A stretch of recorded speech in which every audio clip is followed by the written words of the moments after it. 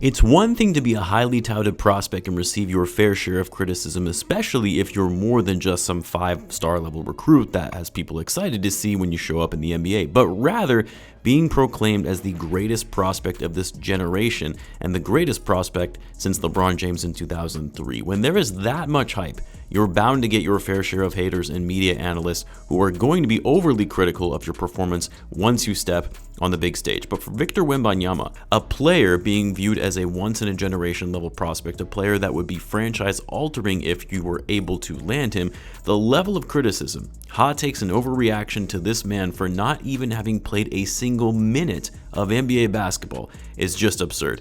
And while sure, we live in an era where shock value comments and takes reign supreme for attention and engagement, it's gotten to the point where it's so bad that we have quite possibly lost our way as NBA fans. As always, if you're new to the channel and you enjoy this type of content, then be sure to subscribe so you don't miss a video, and in return, I'll be providing more NBA content like this. When I first heard the name Victor Wembanyama and how scouts were comparing him to a 7'4" Kevin Durant with Tim Duncan level defense and Jokic level passing, I thought, okay, that's a bit of a stretch. After watching some of his highlight footage playing overseas, you could see the talent level and potential was clearly there to be an incredible NBA basketball player, but maybe we needed to pump the brakes a bit before we start calling him the greatest prospect of this generation. But as I watched more and more and started following the season, playing in France, I quickly changed my tune.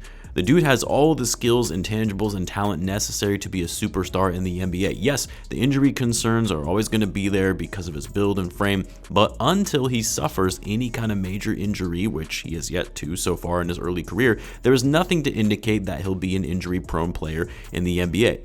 But for a 7'4", 7'5", 19-year-old with the ball handling skills of a guard, the interior footwork of a big man, but also the ability to shoot the ball as well as finish around the rim, you combine that with his elite level defense and rim protection, and you can see why there is so much hype surrounding this kid. Now, it was a foregone conclusion, even all the way back to last offseason, that barring any major setback, Wemby was going to be the #1 overall pick in the 2023 draft. And just like every #1 pick, the question will always be, will he live up to his potential? Will his incredible game that we have seen from him playing professional overseas translate going into the NBA? Well, while you have yet to find out whether Wemby will truly live up to the years of hype before even being drafted, fans and the media were quick to jump all over Victor in his brief Summer League appearance, including his open gym media appearance for his first showing in a Spurs uniform where he proceeded to clank every shot that he put up. You know, the standard, I guess the ball feels differently in the NBA, maybe he can't handle the pressure of being in the league, can't even hit his shots when he's wide open, how is he going to hit them when he has a man in his face?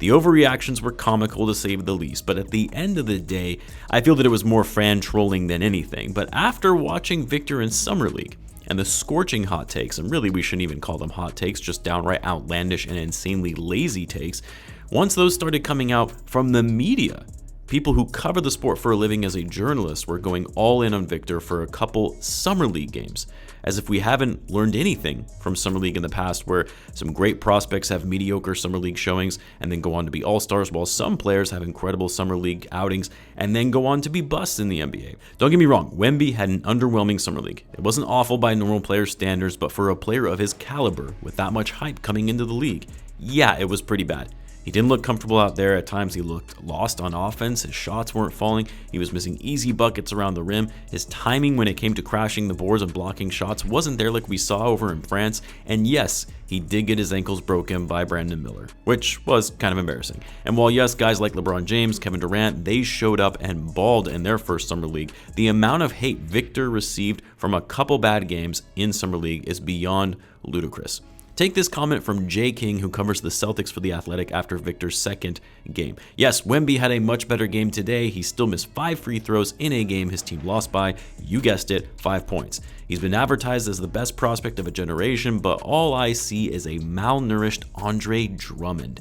A malnourished Andre Drummond. This is coming from a reporter in the media who does this for a living. Not a fan, not even a content creator who does this for fun like myself, but someone who covers the game of basketball as their full-time job, comparing Victor Wembanyama to Andre Drummond, who doesn't even come remotely close to the skill set of Wemby. For a player who doesn't possess the ability to handle the ball, who can't shoot to save his life, and while yes, was a decent rim protector back in his prime, is nothing to the level of Victor Wembanyama. Not to mention the fact that Victor is leaps and bounds better when it comes to overall playmaking, and this is coming from a Bulls fan who has Andre Drummond on my team. The missing 5 free throws and the team losing by 5 points, that's just a ridiculous argument. Everyone knows you can't predict the difference in the outcome of a game over missing a few free throws at the start of the game and how possessions would have transpired differently after that. But at what point is it ever okay to start putting together these asinine takes and narratives that are so blatantly false that do we say enough is enough? When do we get back to true and honest reporting with thoughtful analysis and insight? At what point do we start holding these reporters accountable for their shock value takes simply for engagement?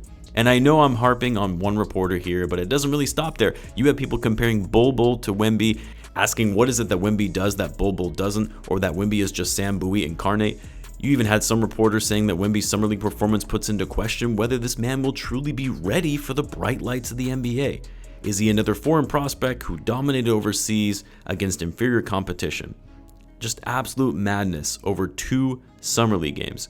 You almost can't make this stuff up.